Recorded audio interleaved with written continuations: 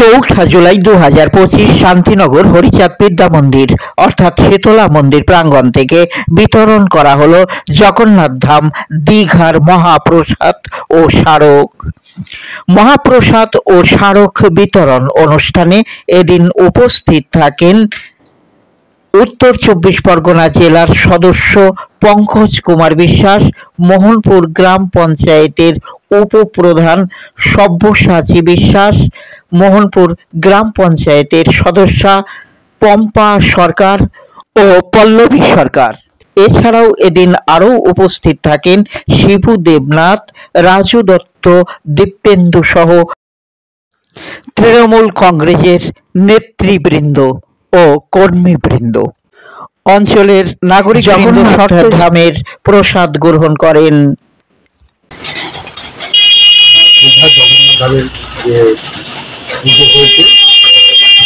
সরকারিভাবে সারা পশ্চিমবঙ্গ জুড়ে এই পুজো প্রসাদ বিতরণের আয়োজন করেছে রেশনের ডিলারের মাধ্যমে। আমাদের এখানেও আজকে ডেট করেছিল, আজকে তারিখ দিয়েছিল, আজকের দিনে 4টের সময় দিয়েছিল। যেহেতু বৃষ্টি হচ্ছে একটু লেট হয়েছে, এই রেশনের ডিলার এখনো আমাদের কাছে আমরা আসছে প্রত্যেককে আমরা সবাই সেটা ভর্তি করে এই খবরটি আরও দেখা যাবে ইউটিউব চ্যানেল আনন্দে এবং ফেসবুক পেজ চ্যানেল আনন্দে।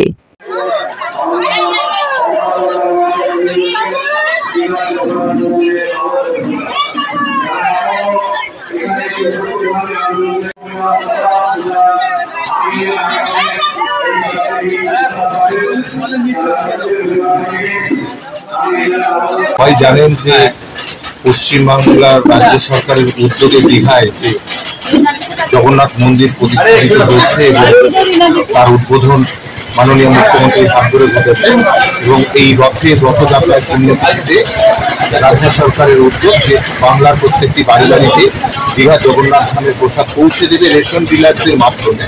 এবং সেইভাবেই একইভাবে ব্যারাকপুর ব্লক টু মোহনপুর গ্রাম পঞ্চায়েতের 6 নম্বর গ্রাম সংসদের আজকে এই হরিচাঁদ বিদ্যা মন্দির সংলগ্ন এলাকায় বিকেল 4টে থেকে এই মহাপ্রসাদ বিতরণী অনুষ্ঠান ছিল এবং সেটাই চলছে। আমরা রেশন ডিলারদের মাধ্যমেই লোকের হাতে হাতে পৌঁছে দিচ্ছি এবং বাংলার প্রতিটি মানুষ যাতে এই জগন্নাথ ধামের মহাপ্রসাদ এবং আগামী দিনে যাতে দীঘায় সবাই সেই জগন্নাথ ধাম দর্শন করতেও যায় এবং বাংলার মানুষকে আর জগন্নাথ ধামের জন্য উড়িষ্যায় গিয়ে যেতে হবে না, আমরা বাংলায় জগন্নাথ ধামে পৌঁছে যেতে পারবো আর কিছু দিনের মধ্যে।